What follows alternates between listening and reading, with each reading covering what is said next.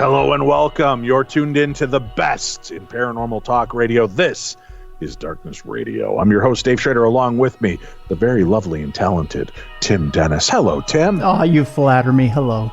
Well, you know, you're kind of worth it. You're kind of worth it. Dude, we are a week away from Halloween. How exciting is that? I'm excited. I mean, my kids aren't excited because I still don't think in our city we know what we're doing for Halloween yet.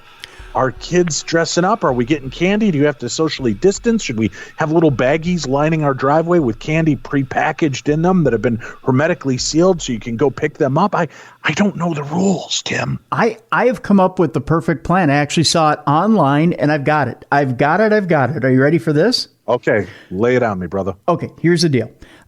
There's a guy, I forget the name of the city as to where he's come up with the plan, but what he's done is he's built a little bit of what he's called a candy chute, okay? And what he's done is he's got a little railing on his porch, and he's put a PVC pipe or a PVC tube on top of his deal, and it says, put your bag here at the end of the chute. So he's wearing a mask and he's got gloves and he takes the candy and the kids put the bag at the end of the chute and he just inserts the bite-sized, fun bar or whatever it is into the tube and it goes boop right into the bag. So therefore it is socially distanced, right? Okay. And yeah, but you still touch the candy. No, he's got gloves on.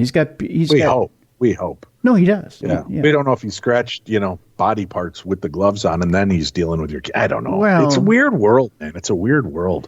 It's as sanitized as can be. So there you go. You're as safe as can be with your neighbors and then therefore you get to see the kids in the costumes and you're not directly, in contact or as close to your neighbors as you have to be. You're 6 feet away, and you just you just put the bag right there near the chute, and you throw the candy to the kids. It's better than pitching it at them, Dave. You don't want to hit a kid in the head with a fun size bar.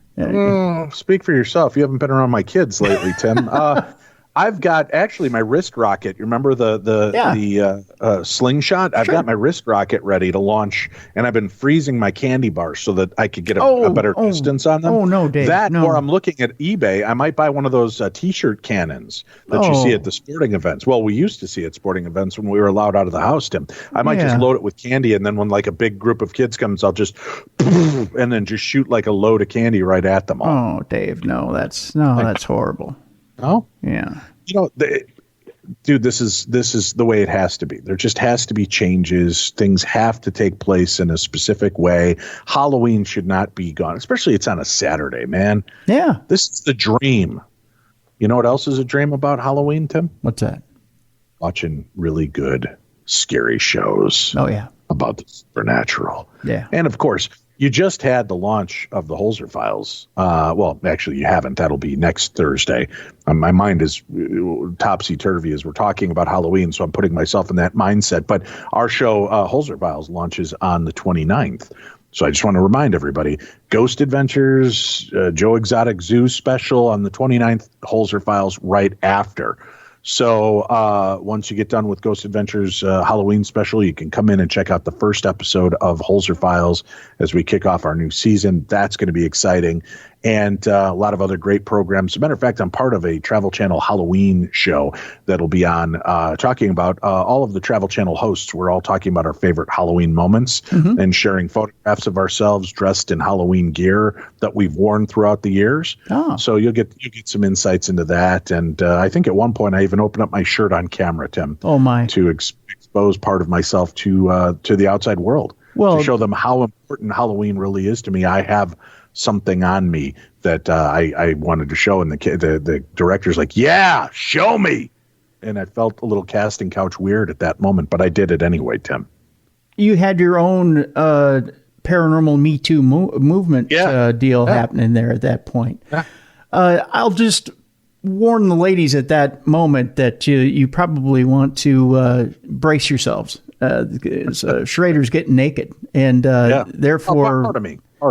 Well, part of you, and at that point, many children may be conceived at that.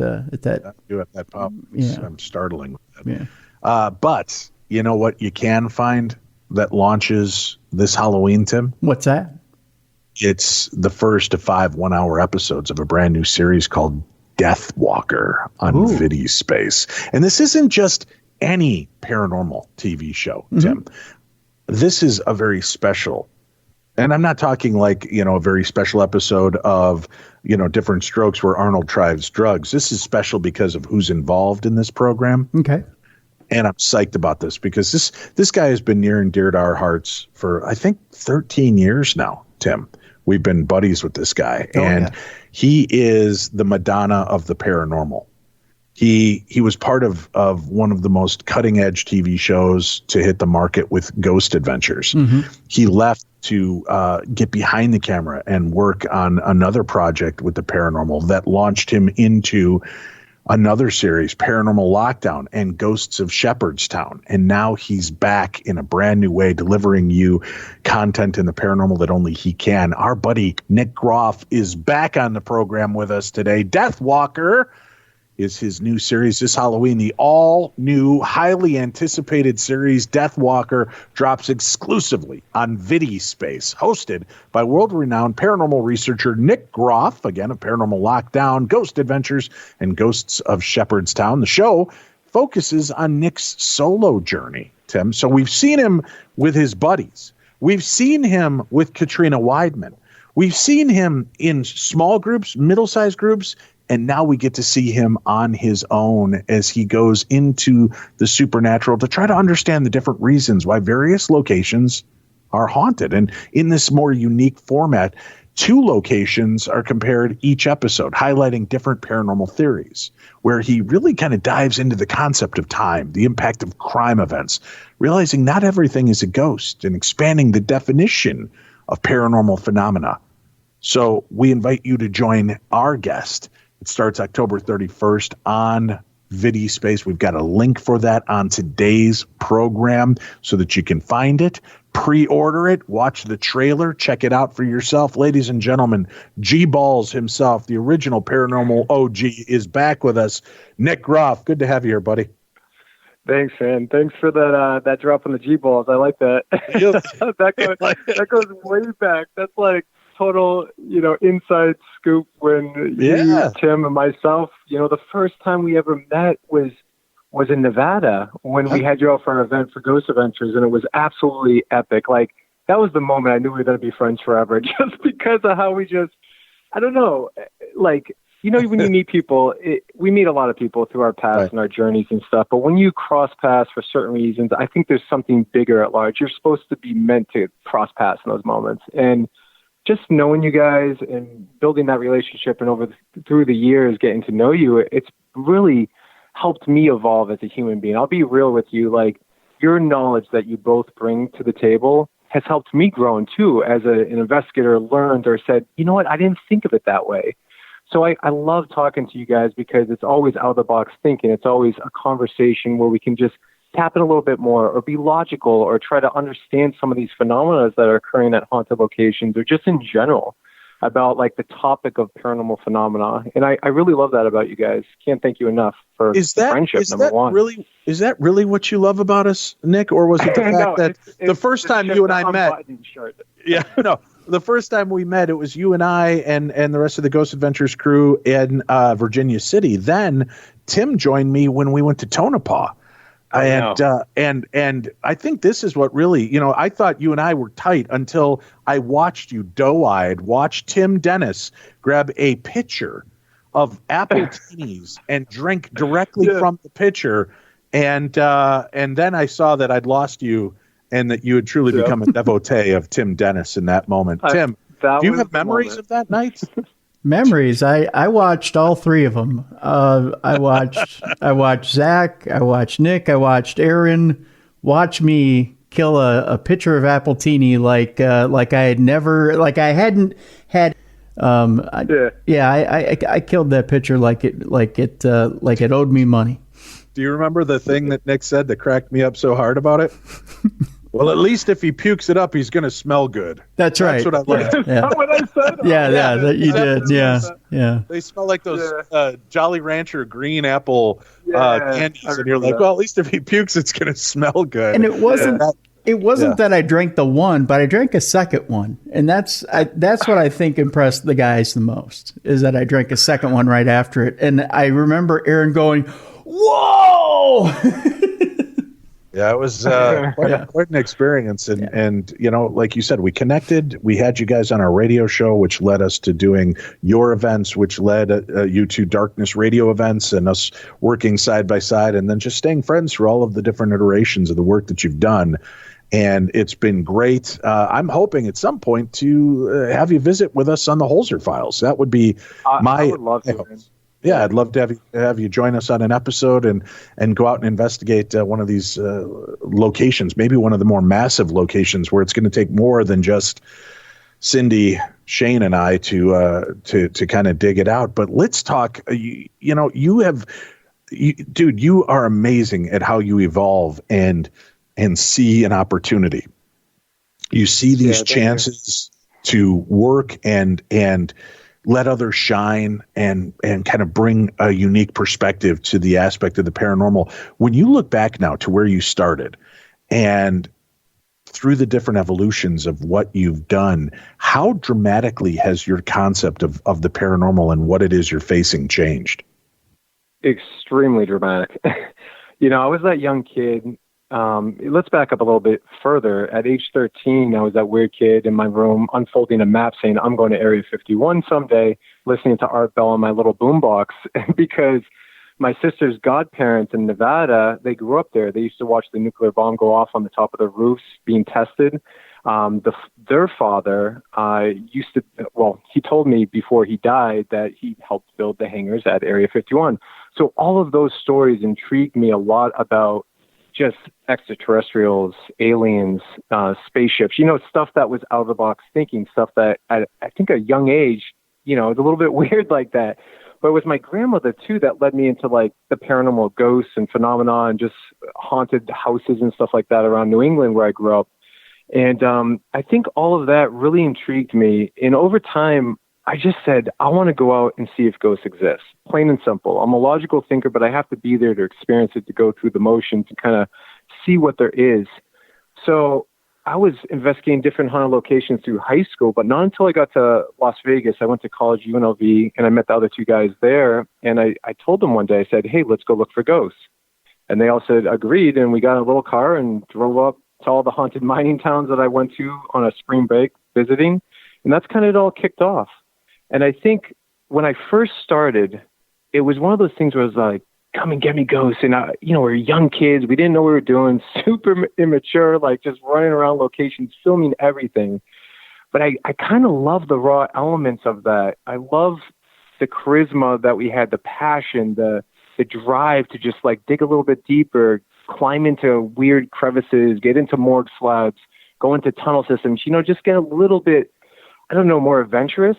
And over time, I'm like, man, we got to call this adventure, Ghost Adventures. And that's how it kind of stuck. And then the doc came out and it all blew up. And I think at that moment, when we were lucky enough to turn that into an ongoing episodic series for Travel Channel, it was one of those unique things that over time, I started to realize that what I thought and what I believed was a ghost or some sort of paranormal activity was totally kind of opposite leading up to my point in my life right now.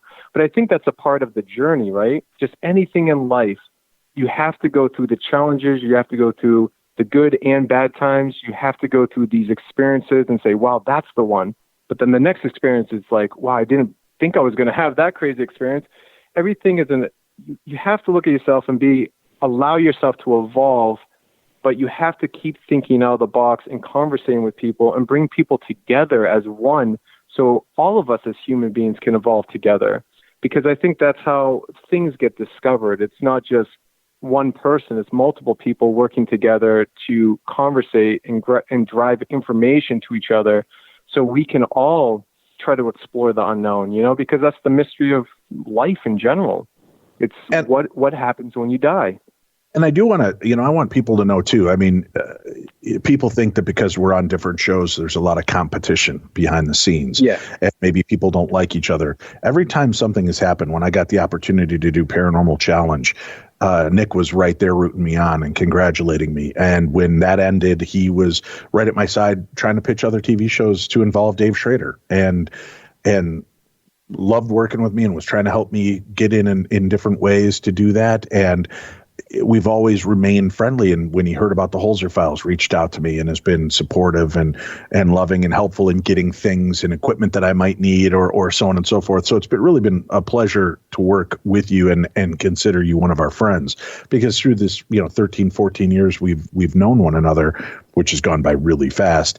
It's always been love and support for the projects you and the guys have been a part of. And as long as we're still doing the show, there will always be that support. People always ask, what are those guys like? The guys that were part of Ghost Adventures and Nick moving on. And I said, they're like the little brothers Tim and I never knew we wanted. And, and now you're stuck with us. Yeah, now it's fun and everything. And I know a lot of people are, why do you keep referring to Ghost Adventures? It's been a while. And I don't think people realize this, because when they do think of Nick Groff, they still think Ghost Adventures. Nick, how long has it been since you've been on Ghost Adventures? Well, so I did 10 seasons. When I first created it back in 2004, it was going 2004 into 2005. And I brought all the guys together. And what happened was back then I was sitting in my little apartment. I was watching a documentary on the news that just came out on the Sally House. And it was the guy who got scratched on camera. And I was watching that. And it was a news team that was filming it, and it was occurring on camera. And I said, oh my gosh, if that's happening right now, and I've always been so fascinated by the paranormal, I'm like, I need to go out there for myself and see if that's a possibility. How could that be happening? And if there's locations like this that have direct, dramatic effects on people or scenarios like that, environments, I want to be a part of that. I want to learn. I want to put myself into those situations and really see for myself, what else is out there beyond the scope of what we kind of comprehend right now in our everyday lives. So that's kind of what triggered everything, to be honest with you. So it's been a long time. It's been a really long time. I was really excited to get off the ground. It was like a lot of blood, sweat, and tears. I consider it my first baby. I always will. It's a part of me for life, and I'll never have any regrets about it. I think, with me, it comes a time where I have to be so passionate about projects.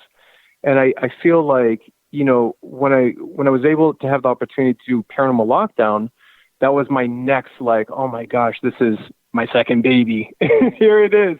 And I want to push the boundaries. I want to stay at the locations, isolate myself, work with a great small crew, and basically go in and really dissect the environments and the locations, do massive experiments, and just stay at the locations longer. And I pretty much, lived there for 3 days, 4 days straight, and to see what other stuff would happen when I'm vulnerable and whatnot. And that was an amazing experience. So it's like over time, you go through these interesting things. And I always say, I never wanted to get out of the paranormal, and the paranormal never chose me and all that stuff. And I never really cared to be on camera. To be honest with you, I never wanted to be in front of camera or anything. I just was so fascinated about filming, documenting, all these paranormal cases. And it kind of evolved into narratives and stories and stuff like that. And that kind of just pushed me into my roots of filmmaking and the love and the passion for everything else. And honestly, I accept it. Over time, I've just evolved into thinking about time and space and kind of intelligent responses and how things travel and why this is happening in this certain location and not in that location. That's kind of what, led me into the way of doing this new series, Deathwalker. It was just time. It was time. I felt like it was a good time to move and try to evolve the conceptual idea about paranormal phenomena and try to bring people together about, it's more of conversating with people. I feel like that's lacking today, is this conversation we can have with one another and really dive a little bit deeper. Like, let's say you don't believe anything about ghosts. And I've talked to all these people, even on Deathwalker, I'll have people tell me, I don't believe in ghosts. I go, awesome, great. Well, what do you believe in? Well, I believe in time, though. I believe what I experienced with this apparition, this shadow figure moving inside my location, wasn't a ghost, but it was time bending from that era of whatever that time is in, where this figure is walking by, and I happen to see it in my reality right now. What happens if that's what we're experiencing?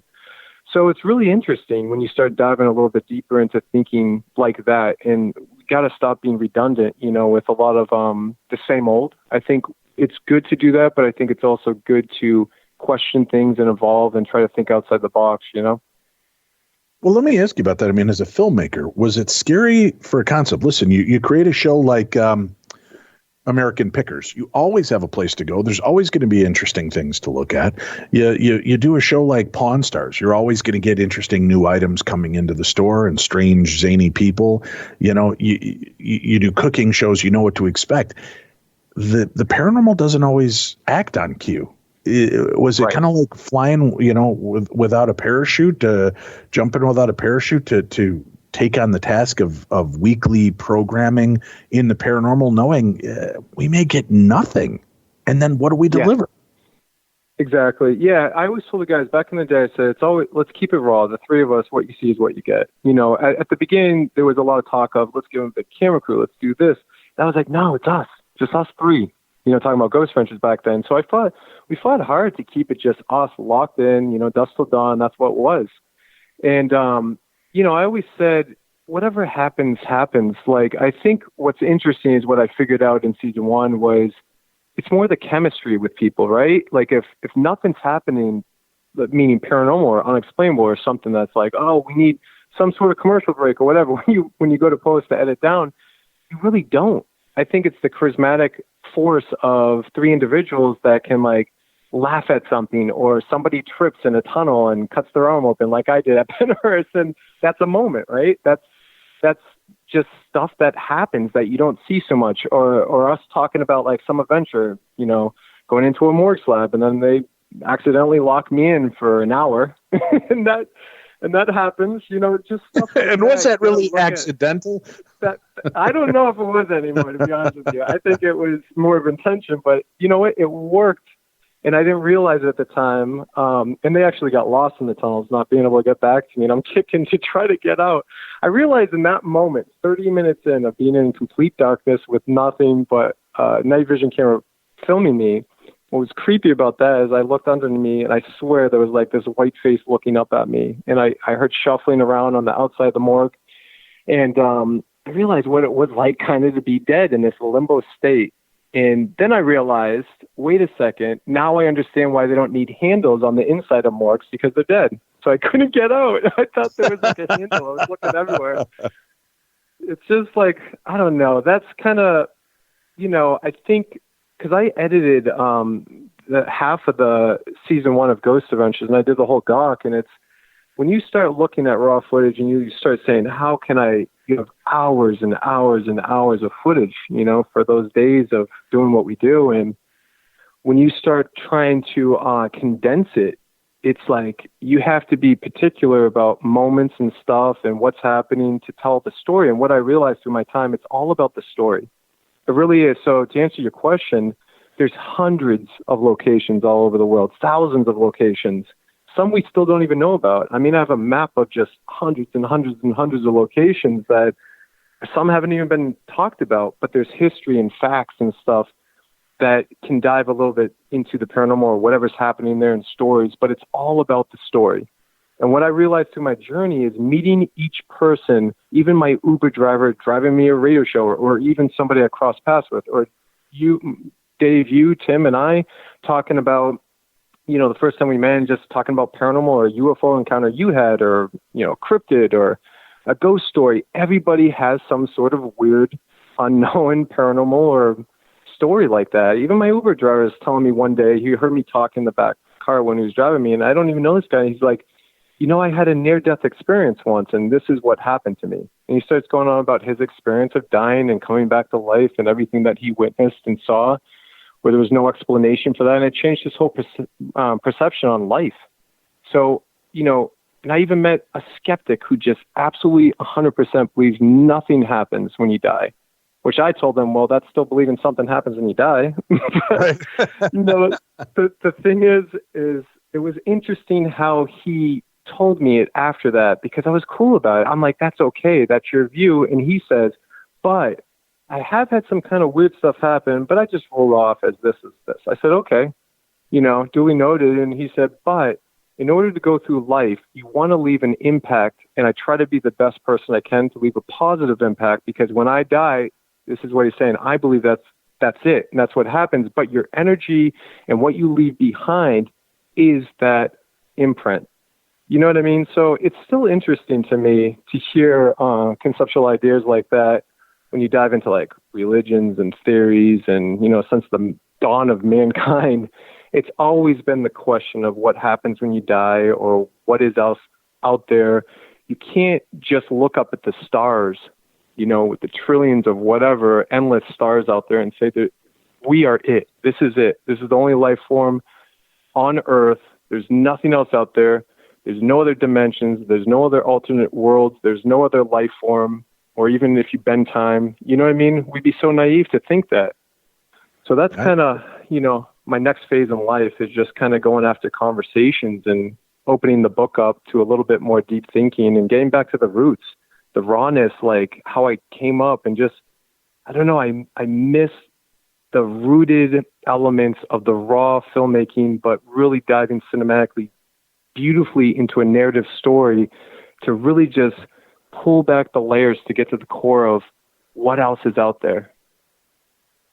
Well, talk to us about, you know, your new journey. Certainly you've been, you know, out there trying to prove to yourself and to viewers that something unseen is happening around us. And you've done it in many different and interesting ways with Ghost Adventures, Paranormal Lockdown, Ghosts to Shepherdstown, you know, the Nick Groff Investigates, and being out in the field with fans and friends, looking at these things firsthand.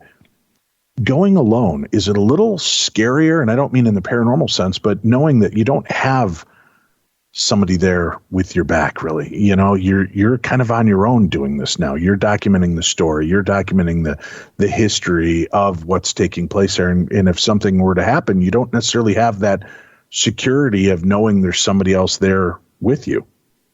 Right. So, yeah, so there's only two of us, me and my cousin Justin. He's filming me. I go in, but I do stay at times by myself, and he'll leave. And I'm just in there all alone. And what I realize, it's really interesting. The more that the less that I have, the better that I'm noticing weird stuff is happening. And it's really interesting. Yes, we get nervous at times and stuff happens, you know, and it's one of those things. I think over time, doing hundreds of locations and being left alone on Ghost Adventures and the most haunted spots, or sleeping alone in Paranormal Lockdown, being vulnerable in those spots of haunted locations. I think for Deathwalker, it's fascinating because we're taking some of the equipment and some of the ideas and theories and really just trying to get to the bottom of how are locations connected as far as validating, you know, certain theories. So if I go, for instance, we go to Brushy Mountain Prison, we go into solitary confinement, and we're down there, and what we realized is I started making direct communication using the Geoport, talking to what I thought was somebody who was confined, you know, in this prison cell. And all of a sudden, I was asking questions. I was getting direct response back, and they were talking about hearing me and stuff like that. And I was asking, how can you hear me? Have you been kept down here? Do you need water? And all these it's so intense. Like, you feel the energy, the atmosphere change, and we're in complete darkness beneath this prison. And what I realized in the moment is, what happens if we're not necessarily dealing with a ghost or somebody like that? We don't look at it in that scenario, but what happens if that person in the 1800s or 1900s, whenever that person who we're communicating with is actually right now in solitary confinement? And here we are in reality, in the present time, and we're talking to each other that way. But I have this device that allows me to hear his voice, to manipulate these phonetic words, or this weird vibration, how it's able to come through and talk to us, but yet he doesn't understand it. So he starts questioning, wait, is he going crazy? Is he hearing ghosts? Is he pretty much losing his mind because he's been stuck in solitary confinement where he's losing all his senses, and he's able to tap into something else in his brain where he can communicate and hear us in response, and that's how he's talking. So that's kind of like what I started thinking of. What happens if time can slip through and we can communicate in that sense? Where it's not necessarily like he did die. And we're talking to Joe Smith. And right now, Joe Smith has vocal cords in the spiritual world, and he's, projecting his vocal cords out so we can hear it. I think there's something else more to it, where we're kind of like bending time in a weird way. So there's stuff like that we dive into on Deathwalker, just talking about time. Here's another interesting thing for you, Dave, because you would appreciate this. Washoe Club. Right. We did, you were with us for the first GAC event that we did in Virginia City, Nevada. Right. And what was amazing about the Washoe Club, so we filmed a documentary there. I actually went there in 2001, I think, for my spring. I drove up there to all the haunted mine towns when I was in college, just because I was fascinated by it, and I wanted to go like Rachel, and I went to the Mizpah Hotel and all these places. That's why I knew about it later when we did the doc there. And what was crazy is we revisited it for Deathwalker, and I've been investigating that location for over a decade now. I've been back several times. And the same thing with Bobby Mackey's. And you and I have crazy stories about Bobby Mackey's too, Dave. And what I did is I took the two locations and I compared them in one episode. And what's interesting, over a decade of researching, investigating, and talking, I had the craziest experience at the Washoe Club. I went up to the top floor, and I was standing there by myself. It was just me. And I was looking in the darkness. I saw myself, no joke, I saw myself walk into the room, but it was myself from the past when I was with Mark and Debbie Constantino and all the GAC guys. And I saw myself walk in with the digital recorder, that DR60. And remember when they captured my name, Nick Groff, on the recorder. In that very same room, I was up there. I saw myself walk in, hear my voice being captured, and my present time self was like, oh my gosh, is that me right now in the present time saying Nick Groff? And I said it out loud. And that's what's being captured right back then in that moment. And I didn't know it when I was a young investigator. I thought it was like, oh my gosh, it's a ghost. It has to be something negative. It has to be something crazy, or this is scaring me. That's how I felt back then. And now I'm like looking at it saying, wait a second, is this me talking to myself back then? I don't know. My brain starts going down the rabbit hole, and I start thinking of all these theories and ideas. And that's kind of what we're putting into this narrative storytelling through the evidence and stuff that we're collecting to just go a little bit further. So that's what we're doing on Deathwalker now. Very cool. Deathwalker, a new series that launches on VIDI SPACE on Halloween. It is 5 1-hour episodes that will be released. Are they going to all be released at once, or are you going to break them out once a week? How is that going to go for those 5 episodes? No, the whole series will be released on Halloween Day on VIDI SPACE. And right now you can pre-order, get it. So people can go pre-order it, watch it, and see all 5 episodes. Hold tight. We'll be back. We've got more to discuss with our guest, his scariest moments, and things that may or may not have followed him off of these haunted sites. We'll discuss that when we return to Darkness Radio.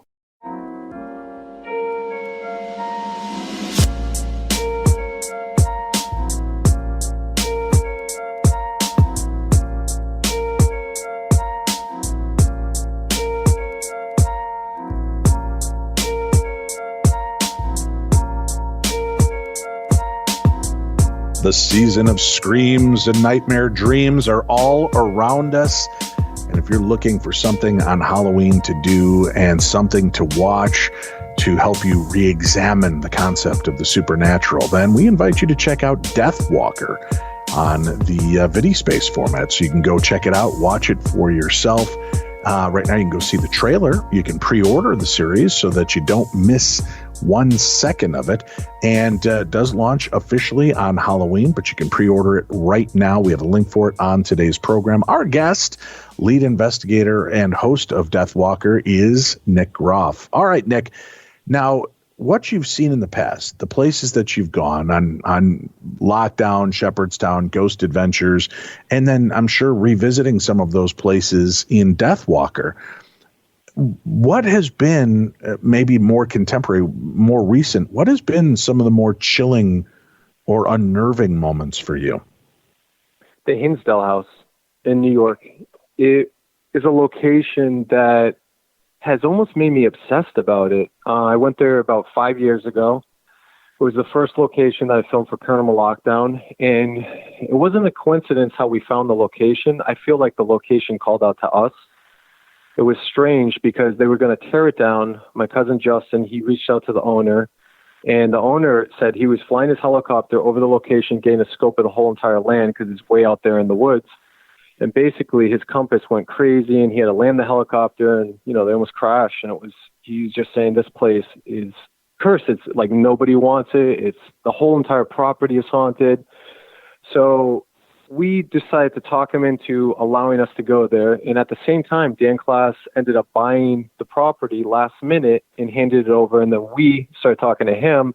And one thing led to another. We dropped the one location. We went there. And I'm telling you, the first like 4 hours of us just on the dirt road, ready to film the walk up, all of our equipment was failing. And I remember Rob Safi, he was our camera operator at the time. He's like, I don't know what's wrong with these cameras. Why is this happening? And I'm like, wow, this is a weird start to this location, just knowing some of the stories. But I really, truly didn't know the impact that it would have 5 years later on myself. And it still lingers with me because I was having these weird, like 2 weeks before I went to the location, I really didn't know any of the stories about it. Just a little bit, like my cousin was like, you got it. This is crazy. The stories, this, that. But I was like, okay, cool. I've heard it like a million times over with the locations, but there was something different about this place. And I kept having like these weird visions where somebody would wake me up at like 3 a.m. This entity, this lady spirit would say, give me these pre-warnings about this location coming to it, how, to be warned about when you get there and this is going to happen. I didn't realize a lot of people over the generations have said similar things, that it draws them to it by the same interpretation through like dreams and stuff like that. Tim Shaw has been there. He talks about it. Dan Class, so many different people have said the same things. And it's based on a family that lived in the 1970s. Claire and her family, Claire Dandy, now Claire Miller, her family moved in and were tormented by different paranormal phenomena, but not only just ghosts and apparitions. It was also extraterrestrials, UFOs, cryptids, just all sorts of different stories, but she never knew why. And I've been working for 5 years now with Dan Class and the renovation of the location and keeping it alive. And we've been filming something extremely epic. It's probably one of the best things I've ever done, which will be released soon. It's a documentary, 2-part, and it's probably the most epic thing I've ever seen that I'm really excited about. So the Hinsdale house has really shaken me a little bit to the core about why is something haunting this house, but yet some of the facts and the lingering mystery behind it, I think, is implanted into the property, the land. And I feel like that's more terrifying because we know Native Americans would be going up blessing all 3 corners to suppress some sort of negative entity from, continuing its chaos with that property or anybody that's up there. And it's just one of those locations that just super intrigues me because it's everything within the paranormal. It's not just like, oh, this person died here and this person is haunting, or this UFO encounter had happened over at this location, that happened. It's everything in one spot. So that's a location I've been really excited about just because every time I go back, I learn something new. I was just there. We did a live broadcast from there, and I was investigating with a group of people, and we were trying an experiment out where we're doing thought form intent, producing this energy out into the environment to draw in whatever that entity is from the land. And we started to learn information about a boy that was pushed down the staircase and brought there out of his own will, and just crazy stories started coming through. So with what we're doing is we're trying to get to the facts, because I always love validating, experiences and stuff are one thing, and psychic impressions and so on, and, audio equipment and a lot of the pseudoscience that we use. But I feel like you need like strong validation of putting some of these claims and tying it to some of the research we've been doing, and then discovering something epic that becomes a reality in a real investigation in a true detective style. So that location, you can tell I'm really passionate about, and I'm just kind of like, man, just pulling back the layers. The Hinsdale house has really been one of those locations that I've keep going back to and just discovering new things. Does that surprise you that there are still things to uncover? I know with the Holzer files, that was part of my reservation. Right. I was like, Hans really kind of took a deep dive into some of these cases and was, in some cases, very anal about how deep he would get into the information that he could uncover. And then other people have been there and kind of put their thumbprint on it. And I wonder what the hell more is there for us to find? And it seems that, there are always these little ends that people have left dangling that we do get a chance to re-examine, or aspects that they may have thought was one thing. I know with the Surratt Tavern in, the historical case of the assassination of Abraham Lincoln. Surratt Tavern's been tied to this story since it occurred. Getting a chance to go in and re-examine the story and look at it from a topographical view, so where I can see the whole thing outlaid, you start to see the problems with the story and the theories of who they believe is haunting and why. So that to me was exciting to go back in and reinvestigate. But do you ever have to just turn away from a location thinking, nope, this is just, I can't see anything left to uncover here? Yeah, and I've done that with locations. I think there's some locations where you have some interesting things happen, but you just don't feel it. Like, you don't feel the energy, you don't feel the passion or the vibe. There's been locations where nothing has happened in the past. When we did Execution, Execution Lighthouse, the Execution Rocks Lighthouse there, Long Island Sound, I think it was, way back in the day. Like, nothing really happened the whole night. I think we cooked like hamburgers on this.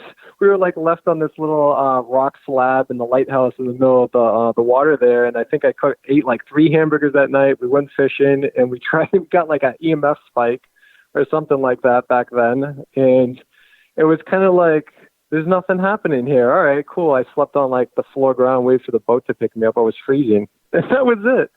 But it's like one of those things too. You have so much stories at locations, so many horrific things that have happened in the past, and a lot of these locations I've been to, like Shepherdstown Mount Prison in England for Paranormal Lockdown. I mean, I would love to go back to that place.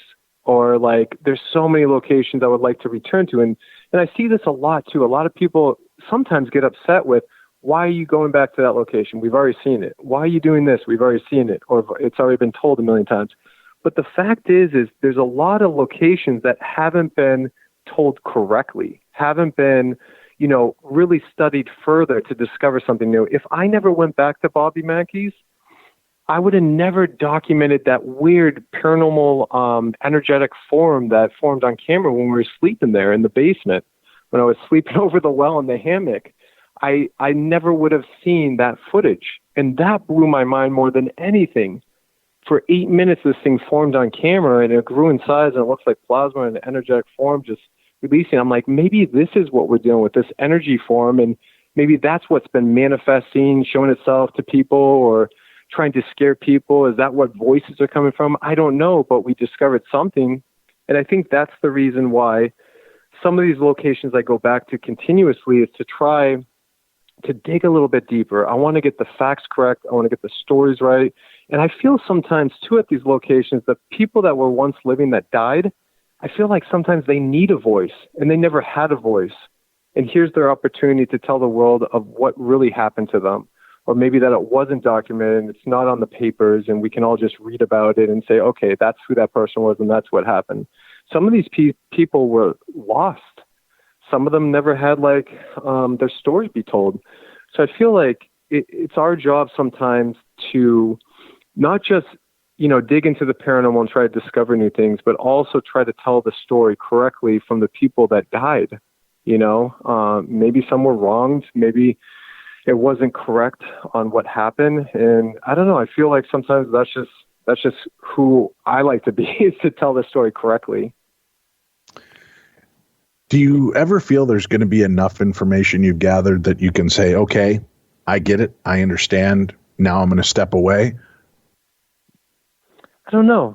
That's a great question, because 2009, when I was at the Linda Vista Hospital in East LA, I turned around in the trauma center room and I saw this lady standing there 2 feet in front of my face. She was wearing this little hospital gown with flower patterns on it. It is embedded into my head forever. I don't know how a solid figure could could just appear like that. And the validation for me was talking to a nurse who told me from a sketch artist I had drawn the picture of this woman I saw, this spiritual entity that I saw in front of me. And she said that's the same person they would see in the hospital when it was an operation in the 80s. And the doctors would tell her to leave and she'd disappear. And to me, that just validated. I wasn't crazy. I wasn't just seeing things or experiencing. I knew what I saw. And just hearing stories like that, I feel push me a little bit further to say, okay, that was the moment. That has to be the moment. And I thought that was the moment, for me to say, that's it. I got it now. But it wasn't, because how could that moment happen?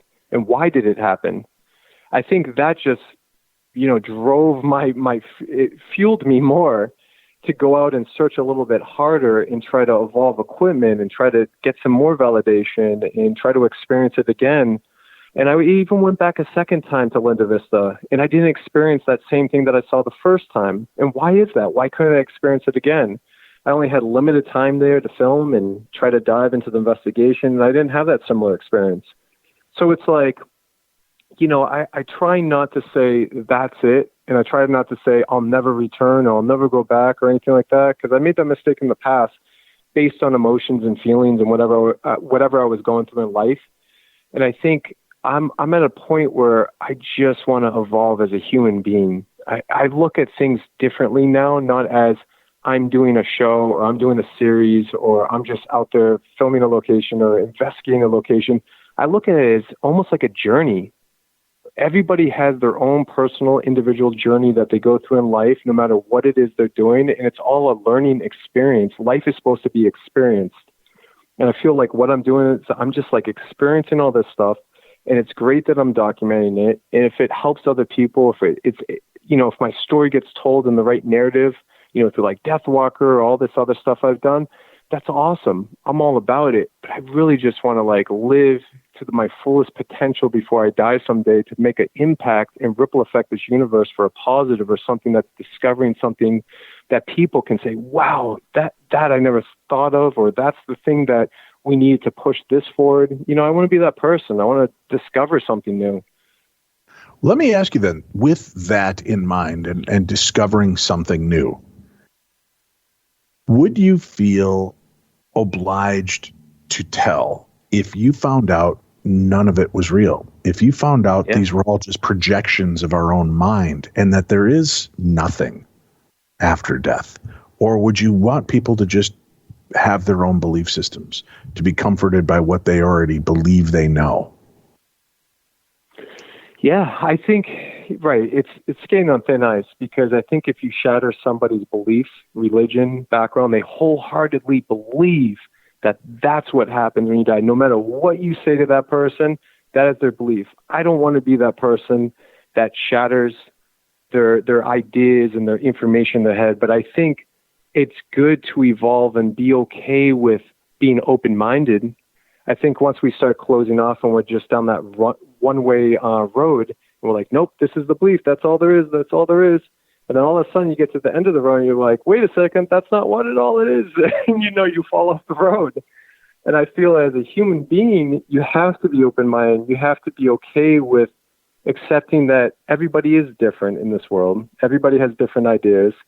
And it's okay to believe certain things. But I think if you start closing off, I don't know, it's kind of naive, right? It's like, why go through life and not allow yourself to experience these things, or just have a simple conversation and be like, I didn't think of it that way, even if it makes sense. Like, I could probably sit down with 100 different scientists that are so much smarter than I will ever be in my life, and they probably will go right over my head saying, breaking down X, Y, and Z scientifically for me of why environments shift this way or why I experience that. But that's okay too, because I'm learning at the same time. And I think that's all I want to do, is just learn and collectively gather enough information in my brain. So when I go, I have my own thoughts, or what it is? I'm okay with it. One day when I die, I want to have no regrets. I want to be okay. I want to be happy. I want to be put out my full impact I could possibly put out in a positive sense. And people can take it whichever way they want to take it. And it's information, but make up your own conclusion, And I think that's okay.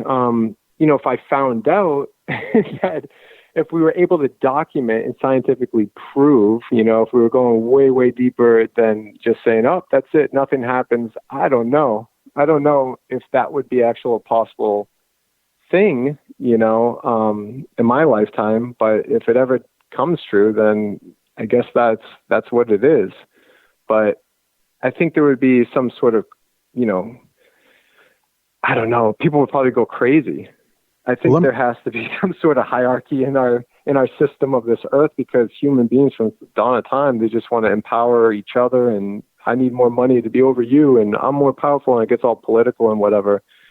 And I understand the conceptual idea of like, there needs to be this kind of pyramid of like, I need to be in power so people can be controlled. I don't know. It's just weird. This world is so weird right now with everything. Everyone feels so divided. I think that's the problem too, is so many people today are so divided.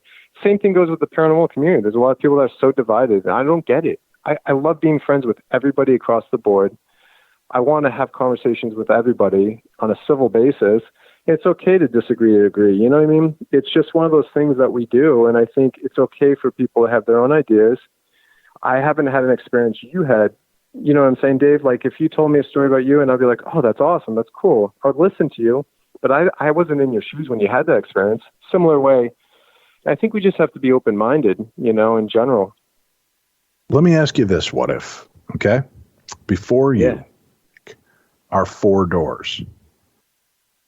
Behind that door, one of those doors is the ultimate answer to 1, does God exist? 2, does the devil exist? 3, that we do exist past this stage, this fleshy stage of our life. Or the 4th door, do aliens exist? But you can only open one door and only get one answer. Which door would you open? Number 4. You want to know if there's aliens? Yes. Tim. Because I'll get back to you in a second on that, because I want to go a little deeper on that. But Tim, which door do you think you would open? Proof of God, proof of the devil, proof that we survive this physical form, or proof that aliens exist? I take only one. It's easy for me. I take the route for all humanity, and I take door 3. To see if we do exist past this life. Yep. But not knowing if that means there's a heaven or a hell, or there's a judgment or any of that. Yep. You're just, you just know. Just know. And here's the reason why. Because for me, I know that there's the question for everybody. And I want to put the answer out there for everybody, because it doesn't matter what faith you believe in. It doesn't matter what it is you necessarily believe in. All faiths lead to one road. And I think a lot of wars would be ended. I think a lot of strife would be ended if you could just say, you know what? It doesn't matter what you believe in. In the end, there's something there. Lay down your swords. Lay down whatever burdens you're carrying about whether you think that there's, whether you're really worried about, if there's nothing at the end, there is something at the end. Live your life, be good to each other, live your life, know that there's a reward at the end, but be good while you're here. There's bound to be consequences. You're assuming that people will believe that you see it. I'm not necessarily meaning what you're about to see you can prove to the rest of the world. This is only proof to you. Mm-hmm. That's fine. That's fine. That's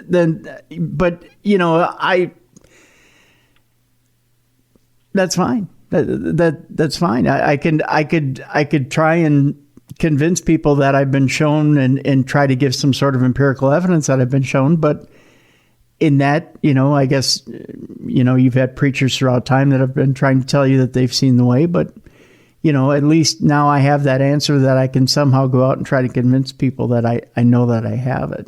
Well, why? Okay, then, Nick, going into your aspect, which door you said you would open up to see if there are aliens and alien life? Why would that be the important door for you to open? Yeah, because so if we're just talking about ourselves and not trying to exploit it to the world, and all of a sudden I have the answers and now everybody has the answers, right? So I totally understand what Tim's saying, and I totally agree with what Tim said. I just think that I have my own beliefs, and I know personally, I feel there's something beyond than just dying. We're energetic forms. When we move, we're kinetic energy. We have conscious thoughts, and these brains are the most powerful things in the world. And it's interesting to me because I believe that the body dies, and that's a real thing. That's a fact. Every second that we're talking, we're dying. It's really interesting when you think about it. So that's okay. I'm okay someday when it's my time to go, because the idea is to have no regrets and be happy and positive and present that energy out there. And then hopefully my kids behind me, they live on through that generation that we leave an impact behind in that positive. Just like Tim's saying, I agree wholeheartedly about that. I want to see people do great things. Like, Dave, I want to see you do great things, with the Holzer Files, with every project you're working on. Same thing with you, Tim, and all the other people that I know. That's why I think I put my energy out there so much to people, because I love seeing people succeed and do good. But I think for me personally, it's like if I had those selected doors, it's a tough question, but it's an easy question for me because I'm okay with all the other three doors. I'm okay with the God. I'm okay with the devil. I'm okay with, there's life beyond just, than this one, than just dying. But what I'm interested and fascinated about right now in my life, if I was to open a door, I would want to know what the extraterrestrial aliens are, where they come from, who are they? Are they friendly? Are they not friendly? Are they godlike figures? Is that who our gods are? If we're going beyond than just the God scenario, than the heavens and the hells and the religions and all the information we've been taught or we've learned through our life, what else is beyond the scope of just our physical body in this physical realm? Is there something beyond into another time, space, universe, planets? Is there several different other alien species, just like human beings, how every single person in this world looks different than the other person? What else is out there? I mean, there's trillions of stars. We don't even know where the star system ends. We used to say it's infinity. It's endless. But I mean, if you think about it, everything has to end somewhere, right? So where does it end? Did some sort of godlike figure create it? Did some higher intelligent being create it? Did something trickle down and create us? I don't know. And I think that's what I'd be fascinated with opening door 4 is this the one? I'm giving you guys a lot of credit because I don't think I could open any of them. In all honesty, because you open the God door, if there's nothing there, how final will that feel? And if there's no God, it would be pretty easy to assume there's no devil, which would keep that door shut. If you open the devil door to prove he's there, man, do you really want that full concrete belief? Because then you realize I've done some stupid things in my life. Man, am I going to be paying for this? And then the afterlife, if I open that door and it's nothing, it's just darkness, I don't know how I would live with that knowledge. And with alien life, I kind of feel like, that would be the easy route. Yeah, let's open that up because that doesn't really change the esoteric belief system that I've got going otherwise, because I'm open to the concept. Even the church is open to the concept of other things out there and other life form existing. But I kind of feel like if that is empty and there's nothing there with this vastness of space as well, then how can there be a God? How can there be something? Because if there's only life on this one little rock, that would kind of make me feel like this was an accident as well. Yeah, It would make me feel like we're living in an accident. Go ahead, Tim. Well, now, door number 4 is not going to be completely empty because you do have, according to NASA and according to scientists, you do at least have bacteria. So let me ask you this question, Nick. Okay, nerd. So you open door number 4 and all you have is slides of bacteria. What is your initial reaction if you just have slides of bacteria? I'm like, whoa, I'm kind of a gross bacteria thing that grew into this human body. I'm just joking. I don't know. It's weird thought, you know? Like, here's the rabbit hole that we go down, though. And that's what this is supposed to be about, though, is conversating about all these topics and theories and ideas and door 1, 2, 3, 4.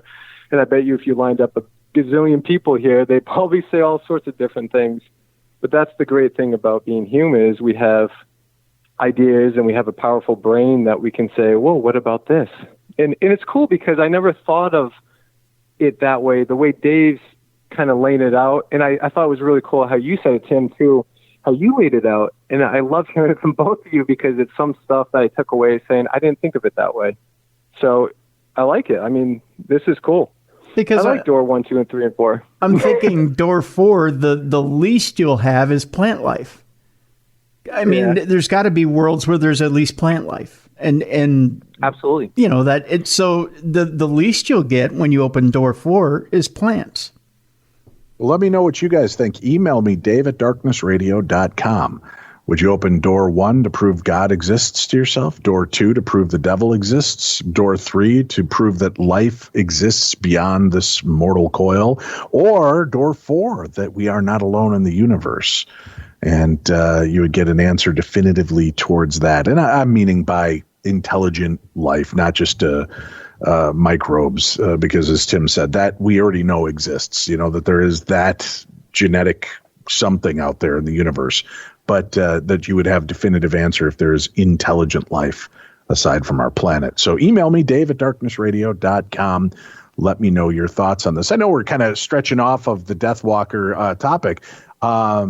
The series is out and available October 31st on Halloween. All 5 one-hour episodes are available. You can go pre-order them right now. You can watch the trailer, check it out. We've got a link for that on today's program, so you can check it out for yourself.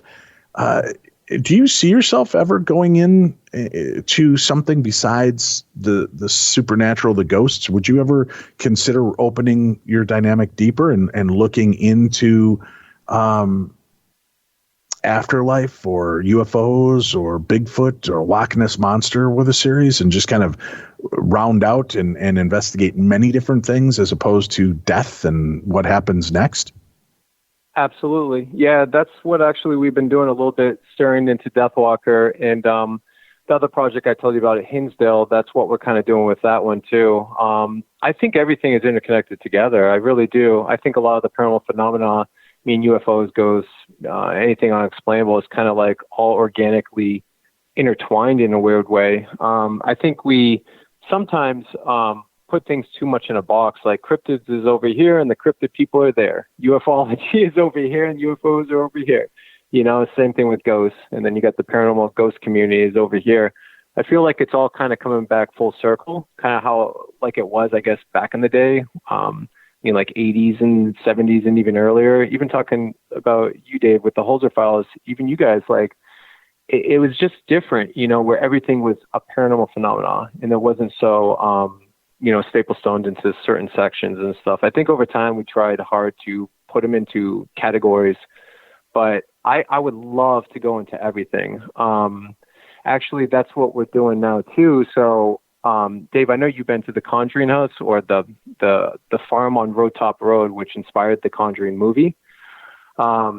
We're actually going there October 31st. Doing a live investigation there on October 30th. October 30th, I'm doing a live investigation there called The Seance Revisited. It's actually when Ed and Lorraine Warren did their seance on October 30th, 1973. And it was pretty wild what happened to them back then. They were conducting their seance and, you know, it went wrong and the mother of the family flew across the room, and 47 years later, here we are.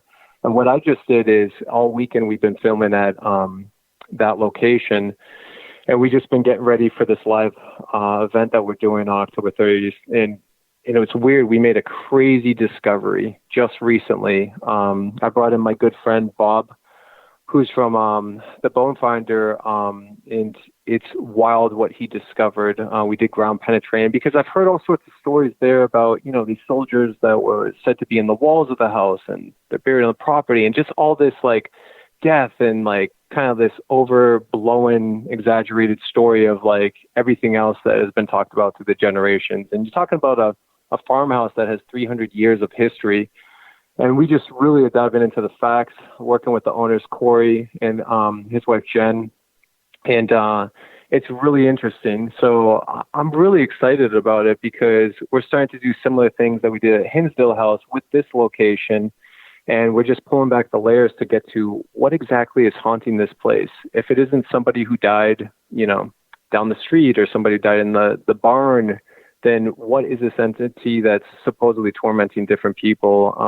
So I'm excited because we got exorcist and psychic couple, Father Larry and Debbie Elward, coming in. So they're relatives to Anne Lorraine Warren, obviously cousins to John Zaffis.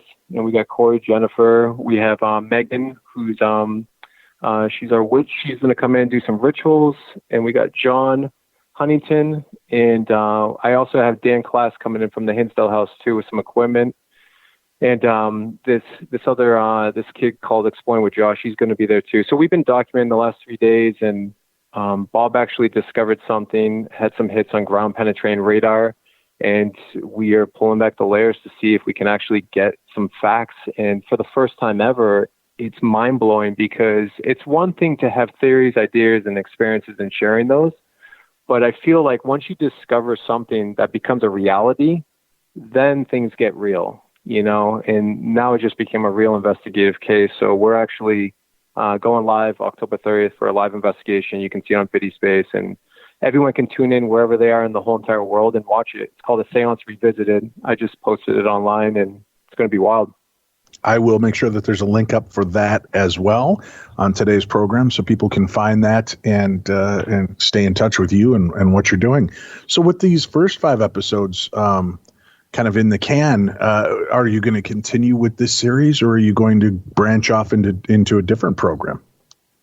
No, we're continuing with the series. We're actually already plotting out season 2 right now, just because we're getting a lot of traction. It's going international, worldwide right now. So we have amazing sales distributors taking it all over the different territories across the world, the United Kingdom, everywhere. We just had a big conversation about it, and we're really excited because Deathwalker now can reach more people this way. And I'm just excited because, it's such a passion project for me, and it's going back to the roots, like we talked about in the beginning of the show, like the roots from how we all got our start, and just kind of going out there and filming and telling great stories and really diving deeper into the paranormal and just trying to create conversations where we can talk about these things. And I feel like that's really what it's all about in life, is sitting down and having some amazing conversations, and maybe once in a while watch Tim drink his drink he drinks out of a pitcher, which is the martini drink. Excellent. Well, you got to have us out. Let's get together and do this again. Let's do an event, and Tim and I'll be happy to join you and be a part of any of these programs you're going to do. I'd love to see what else we can uncover together. Oh, I would love to, man. I would totally love to have you guys out. I always love investigating with you too. Honestly, anytime you want me for Holzer Files or anything you guys are doing, or even off TV or anything, I just like hanging out with you guys and having these cool conversations. And then basically, I'll tell you one thing. John Zaffis said the best thing to me one day. He said, don't forget to stop down in life, go for a walk, and laugh. He's like, sometimes we take all this stuff too seriously. We take the paranormal, we get caught up in our everyday work elements, and we just take paranormal and everything's so serious and dark and gloomy. He's like, just laugh, have fun, live, you're alive. And I take that to heart. And I have been since. So I'm actually, I love getting together with people like yourself and good friends and just laughing and having cool conversations and just enjoying yourself and knowing that we're alive and keep evolving. Couple of quick questions for you. Have you ever gone to a location you felt was trying to hoodwink you and that there really was nothing there? They were just trying to get themselves on the paranormal map? Yeah, there was some back in the day. Let me think. Yes, there was a couple. Actually, hold on. There was one for Paranormal Lockdown, and I found out that there was a bunch of stuff that they had in the walls or something like that. I forget what location, but they had like a bunch of gimmicky stuff in the wall, like sound effects or whatever. So I ended up not going. I said, I'm not doing it. And, you know, I always look too. I'm always like, I'm so detective at work. When I get there, I'm just like looking for any which way that they could probably pull a fast one. But, you know, a lot of these people are great, like great individuals, great owners or establishments. And some people are really calling out for help. Like they don't understand what's going on, or they're kind of stuck with these homes, or can't figure out, you know, why these things are occurring, or being tormented by them or whatever. And it's just, it's one of those things I try not to suspect, but you always have to keep your guard up in just the world we live in. I mean, there's so many paranormal shows now that I think it's oversaturated to the point where, like, yeah, I mean, people don't want to be like, oh, I want my location to get popularized because I could make X, Y, and Z on money or whatever. And I try to look past all that, you know. I look at people and I don't judge anyone. So I'd like to get to know people before I go to locations. We research locations heavily. So we're always about fact checking and making sure the facts are actually accurate before going in. But I'm always on guard. You kind of have to be, right, as an investigator. You probably do the same thing when you go into places. Well, yeah, of course. I mean, you always want to know the history. You want to know what is going on there. But I also like that kind of, I like not always being influenced by a location as well, by allowing the organic nature of whatever's there to happen, and then see how that syncs up with what we know of the history. What in these 5 episodes, what can people expect? And what are some of your highlights? I know they're all good, but which ones are you most psyched about people getting a chance to see? I really enjoy episode 5, Bobby Mackey's and Washoe Club. So there's 10 locations, and we intertwine 2 locations per episode to compare the narrative story of each location's evidence and kind of the, you know, what information we're getting. And there was something really interesting about it. When I finally sat back and watched it, you know, not just like put it together, it was like really interesting to see the story of the new information that we're putting out there and presenting on Bobby Mackey's. I think a lot of the stories have been done wrong in the past, and I'll even be the first to admit, even back in Ghost Ventures, a lot of the information that we did back then, we just didn't know, or we didn't have the resources to find out that information being accurate, you know? So I think over time, it was interesting to see how it evolved, and I felt like I just had to tell the story right, based on facts, not legends or mysteries or hearsay. So that was a cool location. Just the evidence too collected, I think over it's been a decade. It's just not like I went there one night. I've been there, I mean, over tons and tons of times over the decade of investigating both locations. So it's kind of cool to see it evolve into something different, and it just feels right, you know, is the best way to put it. But there's other locations, like the first episode, Brushy Mountain Prison, is compared with Madison Seminary. Those 2 locations are really intriguing because we get into time and space and other phenomena within that paranormal conceptual idea. So we were really fascinated with that one. There's so many good ones that are just, they're all different. They all tell a different story. They all talk about different topics. You know, here's a great one too. Octagon Hall. I don't know if you've ever been there, Dave or Tim. No. In Kentucky. Amazing location. So my cousin Justin and I are staying out there. We're getting ready to fly our little drone up above the building, right? And this guy is out there with us. He's been coming there and managing the place and working at the place for 7 years. And he's more like science driven. He's a really awesome guy. We were interviewing him, and it's just us 3 standing there, and we're trying to get the drone to work. We look up right above the Octagon Hall is this weird, all I can describe it as is this sphere. It's transparent, but we can see it. It shoots into the sky out of nowhere, stops immediately above the location. There's like this farmland right behind it. It's like just hovering right there, transparent. And I'm looking at it. I'm like, I'm kind of like dumbfounded for a second, because I'm like, I look at my cousin Justin, and I look at this other guy. I'm like, do you guys see that? I was like, what is that? And they're looking at me. It's like, oh my God, no, we see that. And I was like, oh my gosh, what is this thing? I'm like, and then for a second, I'm like, get the drone going, you know, try to aim the camera up, get it up. And all of a sudden, this thing is moving. You can see the hawks below it just circling around and starting to hover down from it. And it's slowly moving to the left, then moves down a little bit. And we notice it's like some sort of transparent, like spaceship or like weird, I don't know, weird thing that's just floating in the air.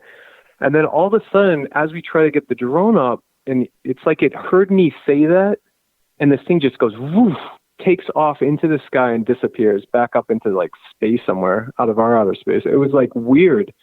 So there's like stuff like that happens at these locations that I don't know. It's just a weird journey where, you know, the stuff when you least expect it is when like some of the best things happen that we've been realizing. And it's kind of been an interesting ride, like this roller coaster ride, just my cousin Justin and I hitting the road and going to all these locations and just really pulling back the layers. So stuff like that.